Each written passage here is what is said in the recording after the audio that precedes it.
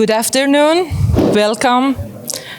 And I really appreciate you taking the time and come to listen to us. I'm Arezoo Moradi, an investigative journalist, writer, and documentary filmmaker. I was born in Tehran and in 2013 moved to Belgium.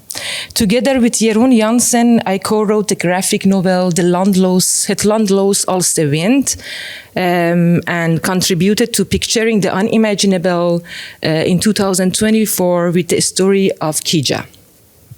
Today we are in conversation with our dear friend Mansoureh Kamari, who will tell us to us about her first book, de lijnen, mijn, lichaam, tekenen. Do you like to introduce yourself, Mansoureh? Hello, everyone. My name is Mansoureh Kamari. I am a comic book writer and also character designer for cinema animation in French, but for animation industry. And I'm happy to be here. But I will give more information about Mansoureh. Mansoureh in her 20s fled Iran and settled in France. Mansoureh is graduated in 2015 with a master's degree in character animation and animated filming. She's a character designer and illustrator. Her first graphic novel, which is published by Casterman, calls... Yeah, in English, The Lines That Shapes My Body, and in Netherlands, De lijnen die mijn lichaam tekenen. Dus, yeah. But before our conversation, I would like to say about in Iran what happened in 1979, actually, because I think most of you know about the Iran Revolution in 1979, the uprising which started in 1978, and that resulted in the toppling of the monarchy in the February of 1979 and led to the establishment of an Islamic Republic. It involved the participation of a wide range of the Iranians, from the secular left to the right, religious right, who sought an end to the Shah's autocracy and Western interference in the country's policies. The revolution found expression in the form of Shia. So you can imagine how is it, but which the supporters considered to be unifying element of Iranian identity and culture, and ultimately in the guidance of Ruhollah Khomeini. Mansoureh and I belong to the post-revolution generation. We have both experienced political and social oppression. Our life are marked by collective traumas, such as the war between Iran and Iraq, the massacre of 1989, all the deaths resulting from the street and student protest, right up to the present day, the woman life freedom movement, the Israeli attack on Iran in June 2025, the massacre of the civilian earlier this year in January, and again, the US-Israel war on Iran now. But the most remarkable feature of all these years that we have lived under the shadow of Islamic Republic and oppression is the resistance and civil struggle of the women and men who have managed to achieve some of their demands. This has led to greater awareness within civil society, and the struggle has now shifted from reforming to structural change. A concrete example is the woman life freedom movement, that we can call it as a collective resistance. And so we see the result of daily struggle against the compulsory hijab every day on the street of Iran, where more and more women are appearing in public without headscarf. This was the short intro. But Mansoureh Jan, we start. I would like to ask about your work and experience, because your experience belongs to the Iran, and you left Iran, and after 23 years ago almost, you went back to your memories. Yes. I want to know how did it work for you? Was it hard? How was for you to back and look to your trauma? It wasn't easy at all. I didn't, when I left, I didn't want to think about it anymore. It was apart from all the things that Iranian or not only women, the whole nation of Iran is facing too. Mine was a little bit particular in the family that because of my dad, I didn't want to, I couldn't face the memories. But at the same time, I was in the stage of my artistic or career that I realized that I can't move forward in there either, because I have to face this. I have to find the reasons that why I feel so scared inside all the time, even though nobody sees it. So I decided to dig in. I decided to do this crazy therapy that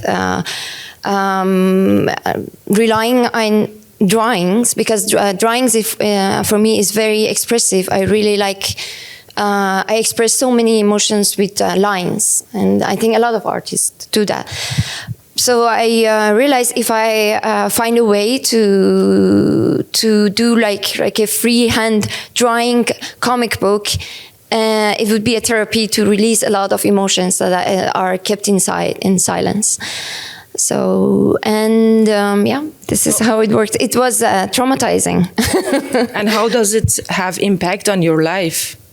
Because you were that time you were immigrated. Yeah.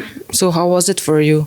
Because you mean the trauma, the effect of trauma on my life? Yeah, after your immigration. It wasn't like it wouldn't stop me from. I was always really focused on the goal. This is really personal. I think it can paralyze a lot of people, but I was kind of a person that I thought I lost so much. So this is the time to work. I decided to try to focus on technical part of the work and just try drawing, going to art school, drawing. But I think for if you want to become a creator or like create something, you need to have access to all capacity of your brain. And in order to have that, and you need to be a little bit trauma-free. You can't create in. There is like a blockage in my head. It was a blockage in my head that wouldn't let me feel so many emotions that I wanted to feel, because it's so hard to explain. It looks like a therapy session, but it worked for you. Like it worked. It worked for me in a way that when I was, a lot of ask me, how was it? Did it work? If you want to dig in that aspect of the work, to be honest, when I was doing it, it was like it was interesting because doing a comic is also creating a story. And even though it's my story, I have to pick how I'm gonna narrate this story. And the story is not linear. So I'm deciding to which part of my life I'm going to talk about, and how I'm going to put it. And that creative process was very interesting, and it would make me have like, in French we say recul, have like a distance, and put it on a perspective for me from the reality of the things. But when it finished, I think I opened a lot of doors in my head. And for it published in September, and from September for few months I got really traumatized by the reality of like, okay, now I have to face it. But I think over the time I'm feeling much better. If you're asking, thank you for this open therapy session that you participated in. Okay, on your first page, that nude pose that you have, it really shows to me like that body keeps a score of the trauma, and then you are looking for the right time to show that body, to show the impact of the trauma. But at the same time, when I see this page, this other girl came in my mind, because this girl is a female student in Iran who was actually, she did a political act and she became naked in the university because of the obligatory hijab.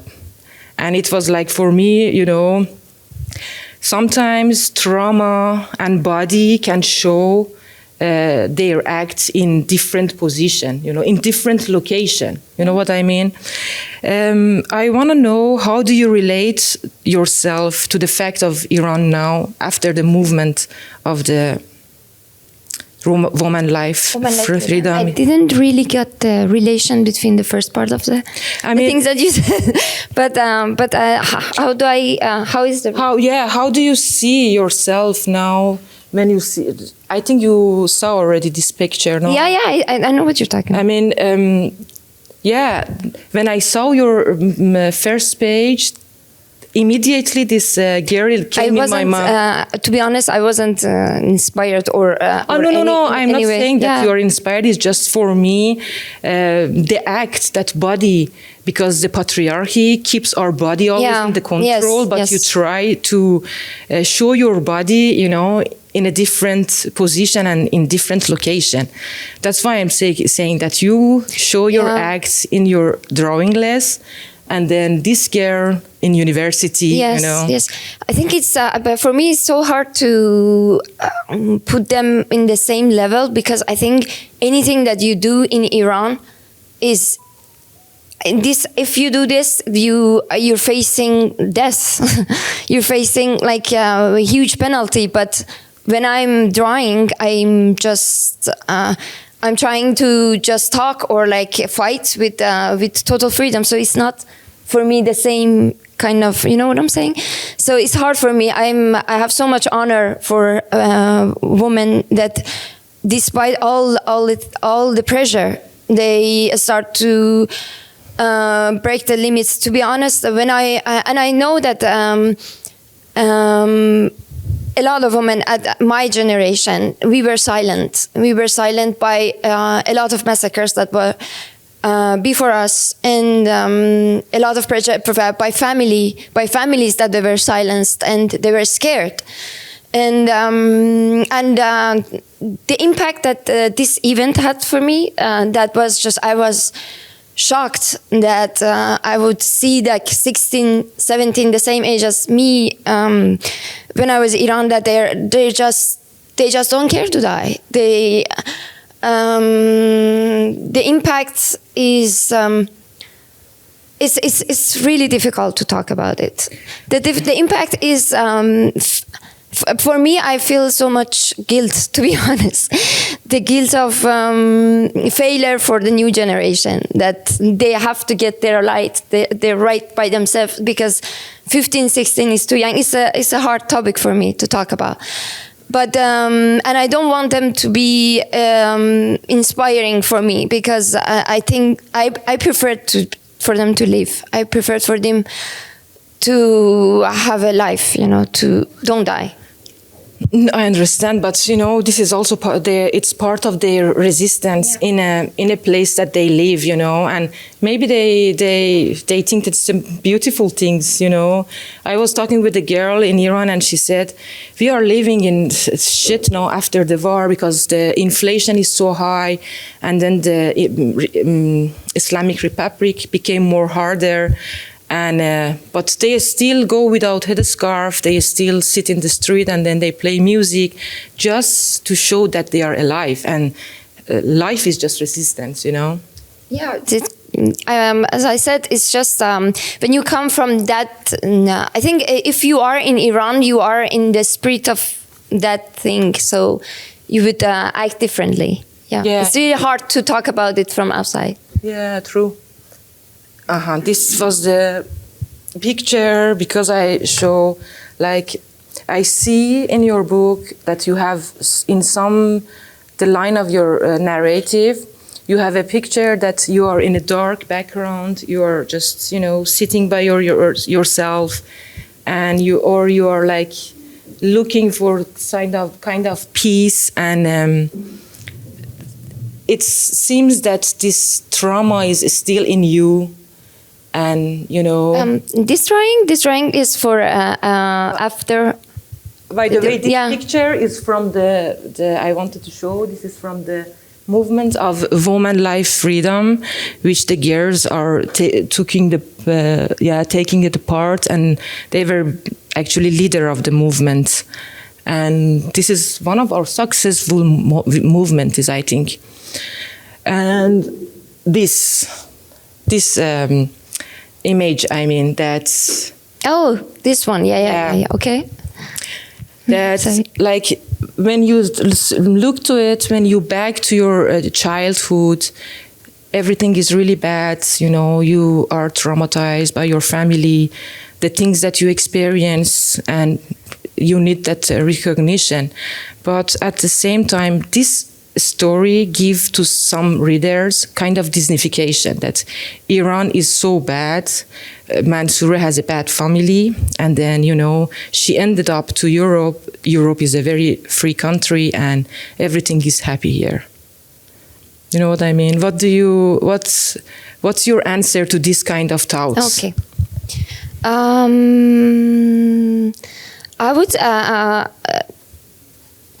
I would say that I honestly don't know why people would think that. When you do like a book about trauma, your focus is on trauma. So and when you think about bad memories, when you open that door, the more doors, as I said, opens. So you have to pass them, and it's not all that, I don't know how to say it. I had to show all the traumas to get myself free of all of those traumas, but it's not like all of my life I was sitting on the bed crying. So of course not.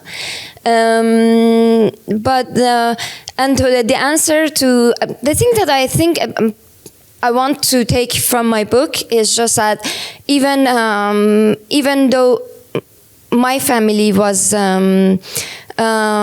very restrictive and my father was violent, and a lot of families around me, a lot of my classmates, they weren't living in the same situation. Outside, it was the same for all of us, but inside, it wasn't the same for them. It depends on the family. But what bothers me is just that we never know how many of families they lived the same life as me inside of Iran, and why? And I think the reason that my family my father had the right to do that is because of the law, because of the regime, because of the discriminative laws that we had that gives all the powers to men. So, and I wanted to have this testimony of how I lived that this system doesn't work. You shouldn't give all the power to men. It's insane.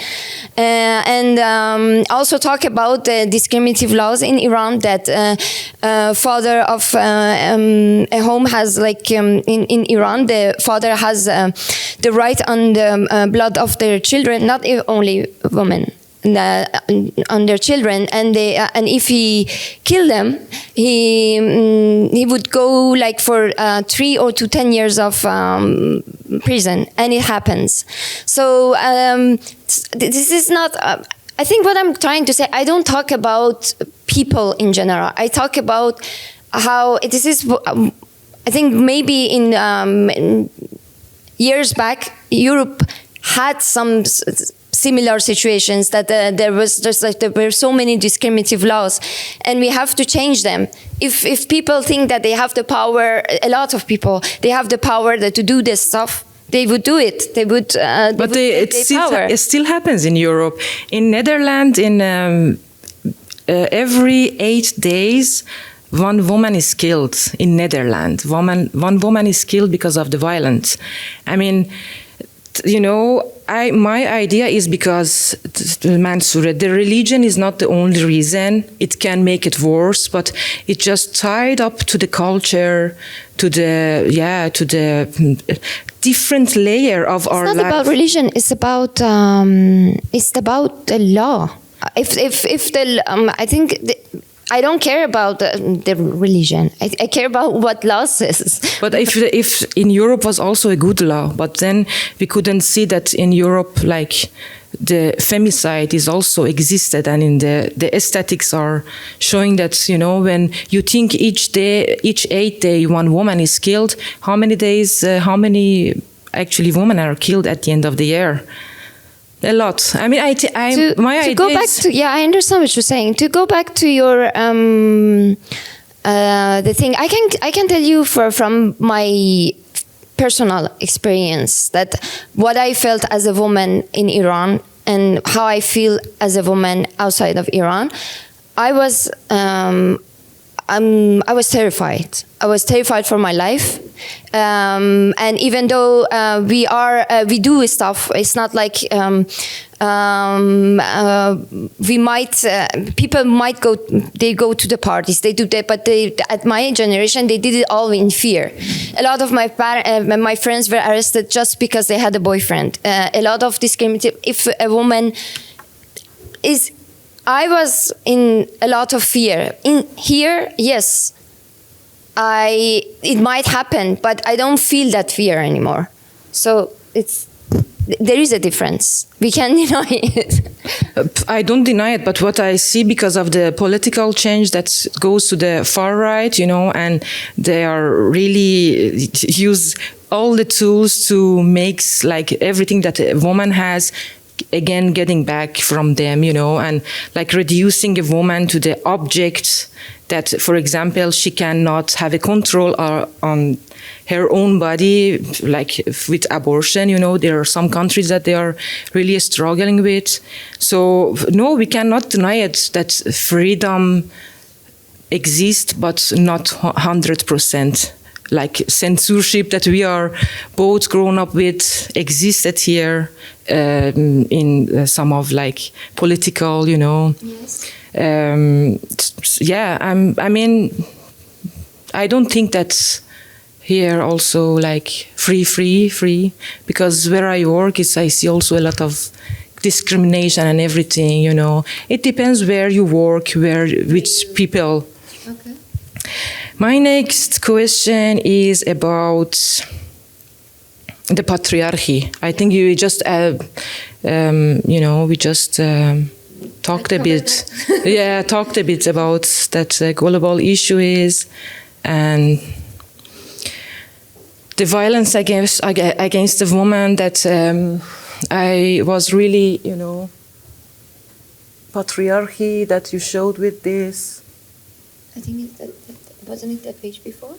Like the back? This. Oh, no, I need this. Oh. I need this because I want to talk about the violence against women. That, like this picture, the right one, it's about your cousin that they are killed by Islamic Republic because they had kind of believe in political, wings. Because of that, they are killed, and there were many of them that they are killed, and they were kids, just kids. But, do you think that still this patriarchy is controlling until now? That we see the bags of the kids and dead kids, actually, here and there and everywhere in the world, like in Palestine, like recently in Iran, that this patriarchy is controlling with war, or with controlling the family, with with pushing the politics to the right wing. I don't know how to answer that question. Sorry. Is it difficult, or is it like not clear? Do I think that? But I don't understand this. I think it's becoming too political for me. Oh, you don't want to answer? Yeah. Okay, that's good. So we go to next one. Do you place your graphic novel in political art? Me myself, no, not really. I think, but the problem is just like when I think my comic book is a very personal, is an autobiography. It's not. Even though I talk about situation of the women, I don't talk about. In some parts it's related. Some parts it's very personal. A lot of it happens inside my head, and it's my imagination that we're seeing. So it can be like it's not like a completely political book, but at the same time I'm talking about the trauma that based in discriminative laws in my country. So yes, in that sense, yes, it is political. Okay, if it's political, then like for someone like in our audience that he doesn't or she doesn't know anything about Iran, okay, and if she reads your book, do you think which image she or he will get from like a man in Iran or the situation in Iran? What image she would get? Yeah, what image she can have, what thoughts he can have about, okay, one Iranian man, maybe it's not trustable, maybe it's really aggressive, you know. Okay. I think I answered that question in the sense that I think they get a lot of a little bit of information about discriminative laws that are in our country. They would get a sense of personal experience of a person that had no safety at home, that what was faced in these discriminative laws outside, in a country that has discriminative laws outside. And that they would get a sense of a personal experience of a young girl that what would go through as me. True. Did you read some of a newspaper from Belgium and Netherlands that they interviewed you? Unfortunately, I don't speak Dutch, so I will tell you. So what I did a kind of research about, okay, what they want to show about, what their interpretation is about your book. And you are talking in your story about a very serious thing, and this needs to show empathy in a sense that the country of this girl is now, just its protest is finished and now is under the bomb. And suddenly I saw that, for example, not this,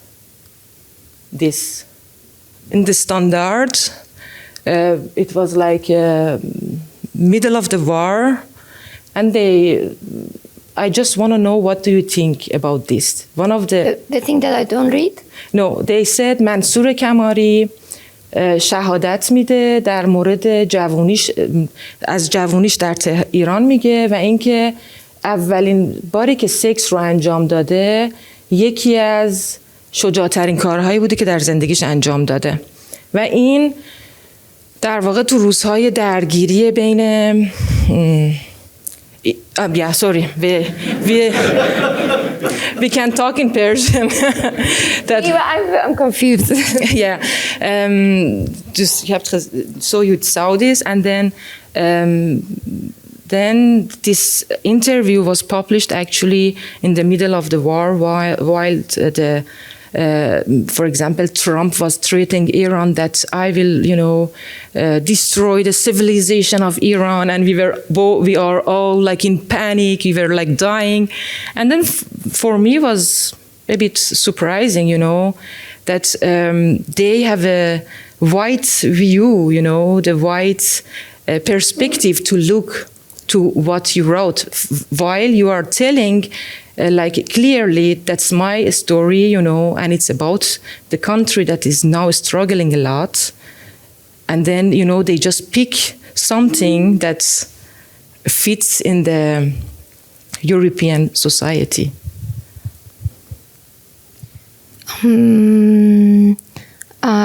I don't, to be honest, I don't understand what's going on, because I feel like this interview is kind of criticizing all the things that has published about my book. No, not at all.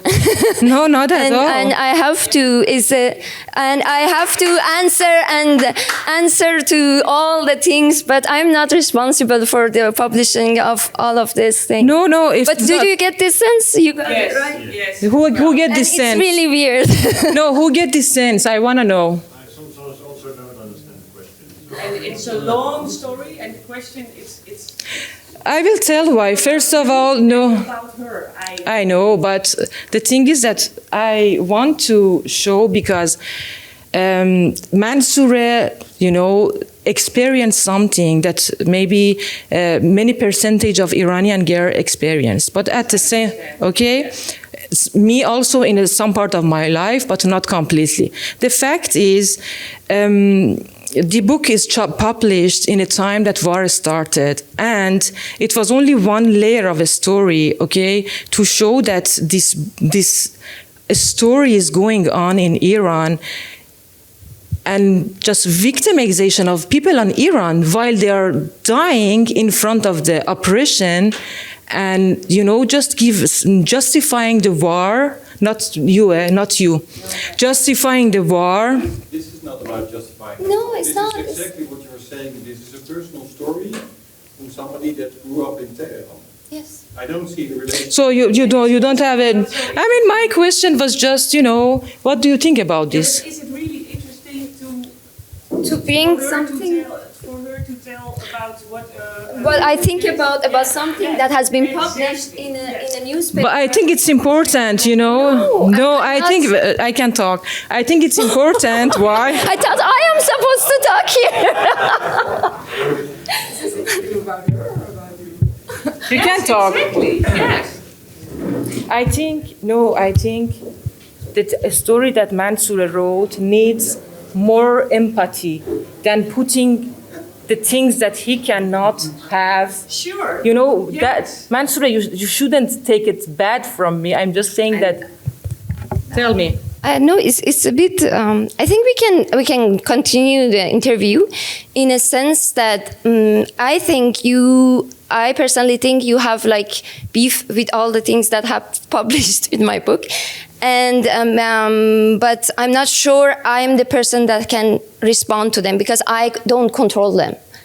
I only shared my personal, and this is not even the country that I can read this. I haven't published it in here. This is a language that I have no control on them.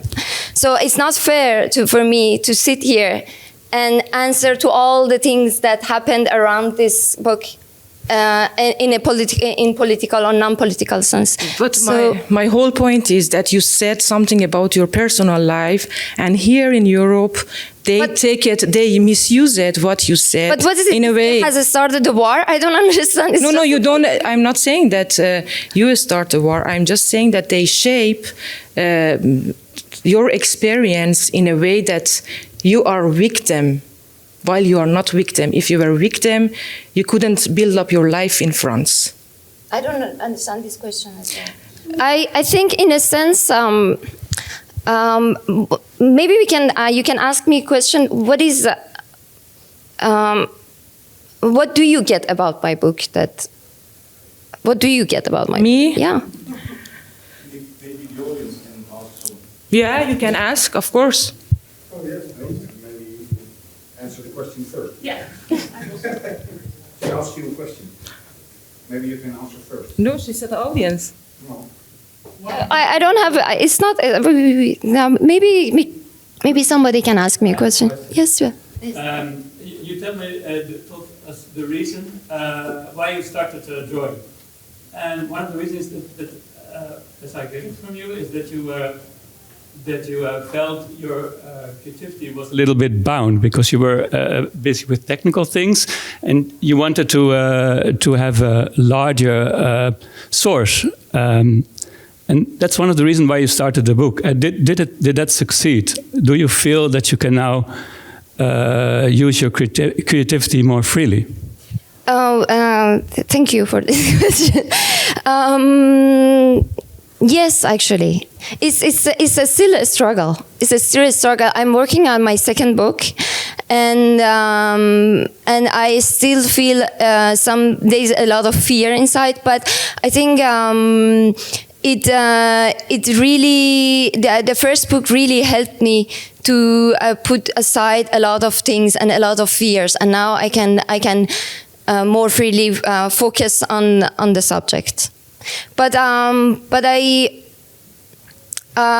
also but you know, it's just that it's this interview is going to, you know, my book was also a way for me to, I think, to relate to in my own way, like. And, you know, it's. I don't want you to get to read this book and think this is all Iranian women are like this. And I didn't. It wasn't my intention. Of course, it wasn't my intention. But at the same time, for me to go back and have a relationship with my country, to remember the good things, I had to do this book. I had to go to all the traumas and put them aside. I think I think about my book in a way as a lot of artists have the right. Unfortunately, as a Iranian woman, apparently I don't have the right to do that. I have to, if I do something, it becomes like something that I have to, it becomes a Bible for what a woman looks like in Iran. No, it wasn't my intention, and it shouldn't be. Everybody has his own life, everybody has his own thoughts, and as all over the world, people are unique, But for me, it was really important to do this, to have a relationship again for my country, and I continue to work on the subjects that matters. It's related to my country, so that's important for me. Sorry, I want to. Can I talk? I want to say. I really strongly stand next to your pain, and I appreciate that you open up it. But for example, for me, it's hard as an Iranian woman when I come to the expo and I see that it's living als vrouw in Iran. Okay, and you are talking about your trauma. Of course, you need someone to come and hug you. Even the sisterhood in the feminism is like that, but. It doesn't mean that all the women in Iran living in that situation. That's my point. My point is, and the reason that I am here, we wanted to together make it more clear. How does it look like Iran now? Because the media, and everything, you don't hear any writings. That's all what was the reason. And I didn't want to attack or. I told you when we talked as well, I said I stand next to you because you are a woman, you are talking about your pain, because it's not easy to talk about your trauma when you are abused. Does anybody has any other question? What made you choose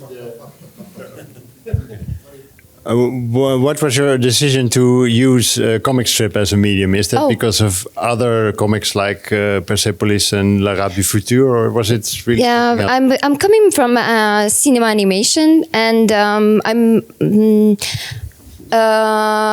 be honest, I'm really interested in to tell a story and make a movie, but it's really hard. Make an animation movie, but it's really hard to invest.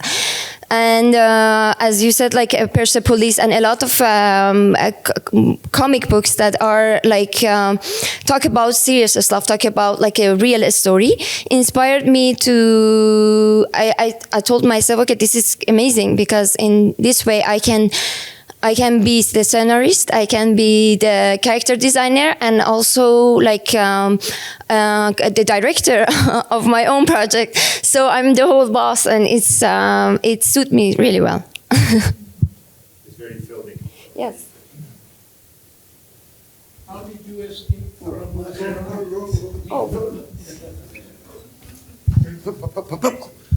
How did you escape from Iran And why France? Why France? Okay, that's another book actually. But in 2006, I was married to a editorial cartoonist that he was imprisoned for a cartoon that he made, and when he was freed from prison, we fled Iran together, and then we went to Malaysia for 5 years, and finally by a program called Icons that is for the writers in danger. Paris was like a host city that accepted us to come here, and with 2011 I finally came to Paris. Oh, thank you. Hi, I was wondering if you're obviously quite talented and creative. I will definitely buy the book. But were you aware of this when you were a kid? Was there any liberty to be creative when you were younger? When I was young, yeah, it was. I didn't have, to be honest, I didn't have any comic books. We didn't have access. It was there are people actually that my husband had like comic books when he grew up, but I think he came from like a very different family. None of my classmates had comic books. We wouldn't share comic books together, but we had access to a lot of movies, and it was illegal, but we could watch them. And I really wanted to enter cinema animation, but I wasn't sure that I didn't know how far I can make it. No, I had no clue. I wanted to. Was your husband actually your motivation? Not really. Who triggered you actually? I think me. By watching animation movies, like cinema, I was so inspired by all of it. I have a question. It's about the technique of you as an artist. There are many different ways of drawing a graphic novel. Simple lines, or your way. What could you tell us about the technique you have been using in this book, and why? Thank you for this question. Since I was coming from cinema, I am a character designer, and I also can do a lot of styles because we learn to draw in so many different styles. But I was kind of tired of like working on a style that should be adapted for so many people to draw, because I was the only one who wanted to draw it, so I didn't have that limitation. And I also, some of it is because I love to draw a little bit realistic, and I also like to draw freehand, so I have the sketch lines. It shows more emotions. I wouldn't say that this is I love so many styles by myself in art, and I wouldn't say that it artistically is the best, but emotionally it helped me a lot to express myself. I really like your drawings. They're really Thank you so fantastic. much. I hope you can be proud of this book.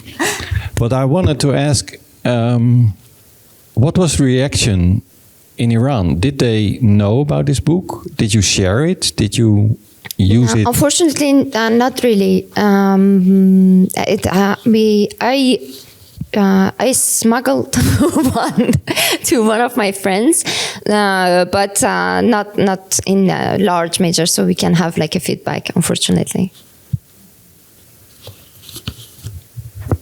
So this interview might be a with critical view. It turns out that is it has another direction. I give the intro to everyone. Notes? We're going to close. We are going to let one man. About the future. Yeah, sorry. Yeah, maybe a question about the future. what's your expectation of Iran in the coming time? Because obviously Trump isn't helping. That's I think we can all agree about that. But are you optimistic, or do you think it will stay like this? It's so difficult to talk about it. It's so difficult to. Of course, we are optimistic about the future. I think the things that has happened is that the problem is that we have to face, like, every day I wake up. To be honest, it's not only me. I think Arezoo, all of us Iranian. Yeah. Yes. Okay. It's just that I can't tell you from January that even though it was an internet shutdown, it's been like how long is it? Not from January. That every day I wake up and I see the number of execution, the different ages. That you wake up and you see this news, and this is our daily life. So it's for us, it's so hard to say that accept the fact that this is the price we have to pay. And I'm from the outside, So it's. But I think the thing is just like this movement that has started. It wasn't just in January, as Arezoo said. It's a long. There were so many waves of movements that started from. You would say that actually the day after revolution. Yes. When they start. The day after revolution, actually. The green movements. The one from. The green movement was, and then it was in 2009 was, it's like going on. And they I think each one of them is related to it. They're building up from the best one, as you said, it was a woman like freedom, and I think the situation is like we don't know what's going on. Are they negotiating? Do they have agreement? But the thing is just like after that massacre that happened in January, I think we can't pass that. We can't say just like, okay, we're gonna accept you now. It's impossible. What will happen to their families? What we can't accept it. We don't want this regime in Iran, and we will get rid of it soon, hopefully. Actually, I am not believing in any intervention. Like if Trump and Israel are there and we know what kind of history they have, I'm strongly against. But I cannot also close my eyes to this oppression regime that we have.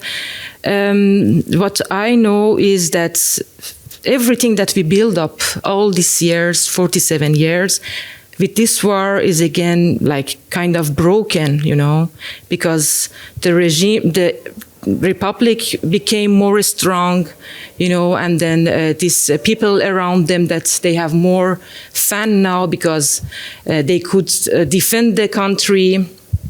I think we are really in a difficult situation, and I'm not really optimistic about this situation because the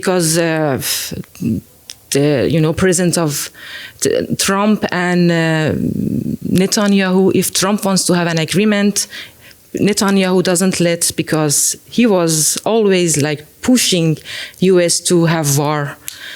So I don't know what will happen actually. We don't know. When I talk with the people in Iran, they don't know, and they are, after all this massacre, all these people are died. They say they are just silent. They don't talk. But at the same time, they are strong. They have their own family feast. They go, they party. But I think this war made everything complexer. So we are ending the interview. Yeah. You may do it. Yeah. Just let to me. I don't want you. But thanks. It was a good interview. It was also not my intention to I mean, honestly, attack anyone. I just wanted to have an honest talk to the public to see what actually Iran is, because about Iran you will hear a lot of propaganda. So this is not... I think, Arezoo, you need to make a book about it. Yes, and it's not a joke. It's not a joke. I think you can do your own. We need that version as well. Yes. Indeed. Yeah, indeed. Mansoureh, I love this. I wanted to say I love this image of you, because this is our shared memory. With Kayhan Bacheha, we had a kind of explain.